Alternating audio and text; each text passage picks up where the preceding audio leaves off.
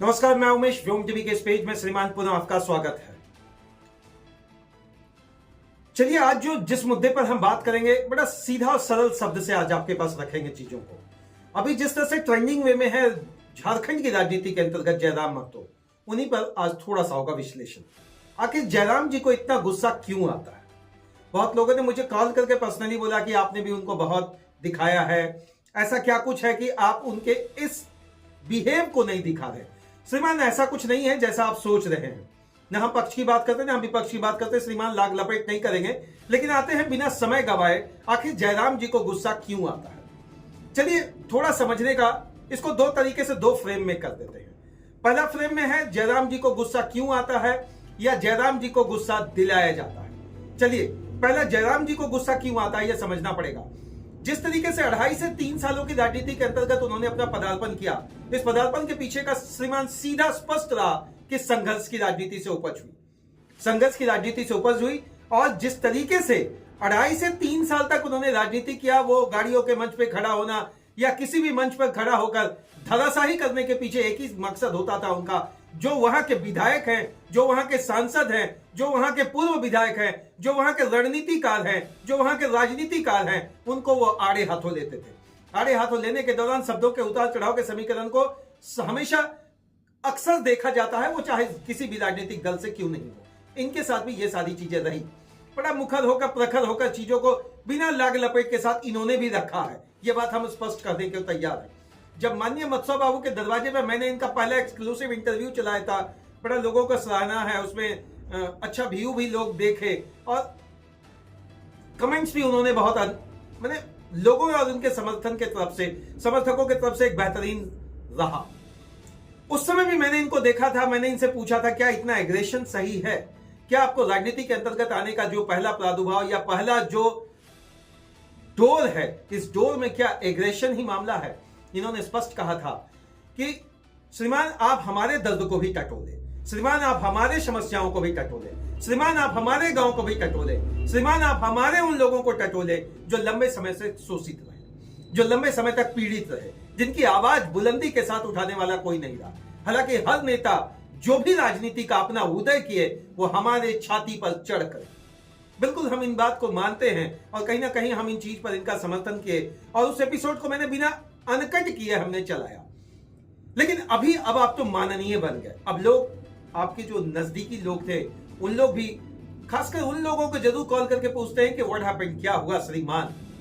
तो यहां पर आता है थोड़ा सा विश्लेषण के अंतर्गत कि इनको गुस्सा इसलिए आ रहा कि पुराना जो 2.5 से 3 सालों का दरमियान रहा, उस तरीके से जो राजनीति का प्रादुर्भाव में अपने इन्होंने संघर्ष की भाषा अपनाई, वो संघर्ष की भाषा राजनीतिक गलियारों की भाषा नहीं थी।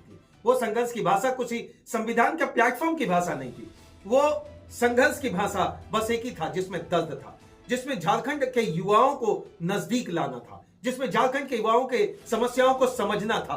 तो अब यहां आकर्षण वाली तो बात हो गई। इसी आकर्षण के कारण श्रीमान एक प्रॉपर स्टैंड बाई इनका बन गया स्टाइल, वही ट्रेंडिंग स्टाइल बन गया, जिस तरीके से मुखर और प्रखर होकर करते। संविधान का पुर्जा पुर्जा हम जानते हैं। क्या समझे हैं विधायक जी? एमएलए का परिभाषा जानते हैं क्या? एमएलए का फुल फॉर्म जानते हैं क्या? क्या member of legislative assembly English में लिख पाएंगे? ऐसे बहुत सारी चीजों इन्होंने रखा, और जब रखा तो युवा इनके नजदीक आए, युवाओं में खिंचाव बढ़ा, युवाओं के अंतर्गत एक नया जोश बढ़ा कि देयर इज वन लीडर, एक ऐसा नेता है that which can oppose anyone without having any confusion, बिना किसी कंफ्यूजन का अपोज कर रहा। और उसी स्टाइल को युवाओं ने सराहा, उसी स्टाइल को झारखंड ने सराहा, उसी स्टाइल को जो लंबे समय से सुन नहीं रहे थे, उसी चीजों को पुनः इन लोगों ने सराहा। अब जब आप विधायक बन गए, 2024 के विधानसभा के गोलबंदी के चुनाव में 2033 के जब आप विधायक बन गए श्रीमान, अब सदन के अंदर पहुंचते हैं। सदन के अंतर्गत जो पहला सवाल रखते हैं, वो सीजीएल वाली चीजों को रखते हैं। मैया योजना को धराशाही करके ये कह रहे हैं कि भैया आपने तो मैया योजना दे दिया, हम 2,500 देकर इस तरीके से डंका बजा रहे जैसे हम 2.5 लाख रुपए महीना दे रहे। श्रीमान, जरा समझना पड़ेगा, जरा समझना पड़ेगा। क्या जिस परिभाषा और जिस भाषा का इस्तेमाल कर ये लोगों के बीच में अपनी बात सदन में रख रहे हैं, क्या आपको नहीं लगता यह वाकई में एक दर्द है? मैं इनके पक्ष में नहीं, मैं इनका पक्षधर नहीं हूं।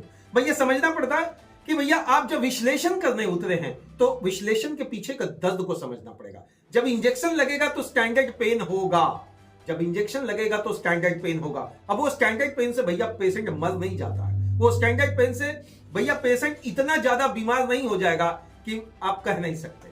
बस एक चीज तो स्पष्ट है श्रीमान, ये स्टैंडर्ड पेन है, जिस स्टैंडर्ड पेन को अगर जरा सा भी कोई खरोचता है तो माननीय विधायक जी के मुख से निकलने लगता है, जिसको आप आम भाषा में कह ले उत्तेजित हो जा रहे हैं, आक्रोशित हो जा रहे हैं, या सीधी भाषा में कह रहे हैं कि भैया इन दिनों इनका बीपी बढ़ जा रहा है।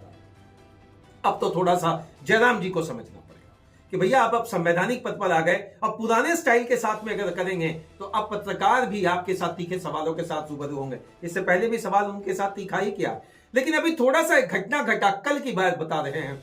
सदन से जब वो बाहर निकले, सदनात्मक जो भी प्रतिक्रियाएं हुई, उसके बाद एक पत्रकार के सवाल पर ये थोड़ा बिफरे।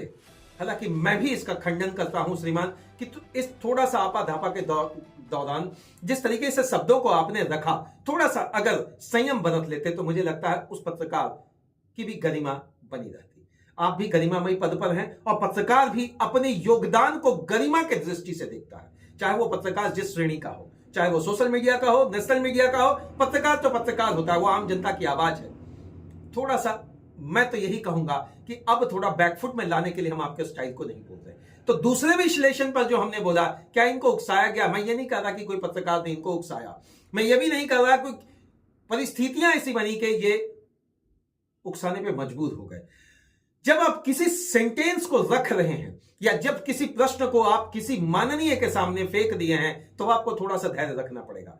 यहां गलती मेरा जो अभी समझ में आ रहा श्रीमान, ये उत्तेजना, ये आक्रोश शायद उनके वही चीज थे जो सदन के अंतर्गत चल रहा था और एक्सटेम्पो हुआ बाहर में, इसी का रैपिड फायर हो गया बाहर में।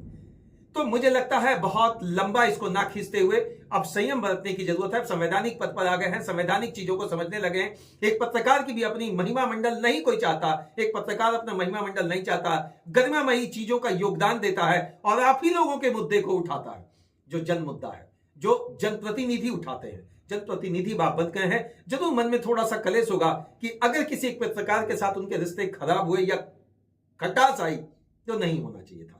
चलिए, बीच बचाव करने का मेरा प्रश्न नहीं है। मैं तो एक ही चीज जानता हूं, जयराम जी को गुस्सा अगर आ रहा तो इसके पीछे का 2.5 साल का जो उनका ट्रेंडिंग स्टाइल रहा, उसी स्टाइल पर अब सदनात्मक प्रक्रिया के अंतर्गत आ रहे हैं। अब पूरे 71 विधानसभा के अंतर्गत 71 उम्मीदवार उतारे थे, जीत एक जगह हुई। अब लोगों का विश्वास 81 विधानसभा से पहुंच रहा। बहुत लोग तो ये भी बोल रहे हैं कि अब उनका फोन बंद आता है। बहुत लोग वो जानना चाहते हैं कि वास्तविक में उनका फोन नंबर क्या है। भैया जरूर इसको कास्ट करिए।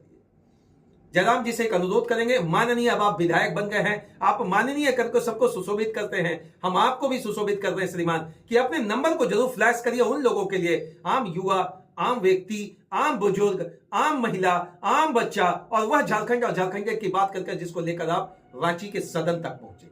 अब है जन सुनवाई की। जन सुनवाई चंद 2, 4, 5, चूंकि देखिए बहुत कम समय हुआ है, लोग भी हड़बड़ा रहे हैं, आम जनता भी समस्याओं के बीच में रूबरू है। अपने भी नजदीकी विधायक से संपर्क करें। केवल हर चीज के लिए जयराम महतो को ही अगर आप केवल विधायक मानकर उनकी बात को रखेंगे तो सदन के प्रक्रिया के अंतर्गत इनका क्वेश्चनर सिस्टम जो होता है श्रीमान बहुत लिमिटेड होता है। इस चीज को समझना पड़ेगा। चलिए, अनुपूरक बजट पास हो गया, अब आता है विश्लेषणात्मक स्थिति के साथ। कल हम लोग मिलेंगे, क्या कुछ अनुपूरक बजट के माध्यम से राज्य की जनता को फायदा मिलने जा रहा, महिलाओं को फायदा मिलेगा, बुजुर्गों को फायदा मिलेगा, झारखंड और झारखंडियत के अंतर्गत उन लोगों को फायदा मिलेगा जो दलित थे, शोषित थे, पीड़ित थे, पिछड़े थे। लेकिन अब इन चीजों से निकलकर जो सबसे बड़ा चीज है जानना, क्या झारखंड के अंतर्गत आदिवासियों की दशा सुधारने के लिए अनुपूरक बजट में कुछ बेहतर हुआ? इन्हीं सारी चीजों को कल मिलेंगे। फिर तब तक के लिए मैं उमेश झारखंड और झारखंडी लोगों को तमाम आशाओं के साथ जितनी भी पार्टियां हैं सबसे एक अनुरोध करेंगे, केवल एक व्यक्ति तक नहीं बल्कि तमाम विधायकों से मुकर प्रखर होकर अपनी बात को उठाने की बात करें। और माननीय हेमंत जी से एक अनुरोध करेंगे, श्रीमान इस बार दशा बदलिए, इस बार एक ऐसा झारखंड का निर्माण करिए जिस झारखंड के अंतर्गत स्वच्छ भारत जिस तरह लिखा होता है स्वच्छ झारखंड नजर आए। जय हिंद श्रीमान। न लाग न लपेट, मैंने तो हमेशा सदैव मुखर होकर, चाहे आप जिस पार्टी से हैं, जिस दल से हैं और जिस तरह की राजनीति करते हैं, विश्लेषणात्मक तरीके से प्रतिदिन आपके बीच रूबरू होता हूं उन्हीं सारी मुद्दों को लेकर जो आपके अपने होते हैं। तब तक के लिए जोहार झारखंड और जय हिंद।